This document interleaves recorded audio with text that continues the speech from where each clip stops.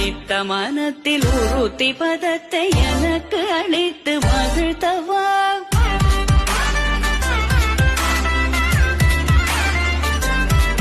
ஒரு தனித்த வனத்தில் அனைத்தும் எனக்கு உணர்ச்சி கொடுத்து முகிழ்த்தவா.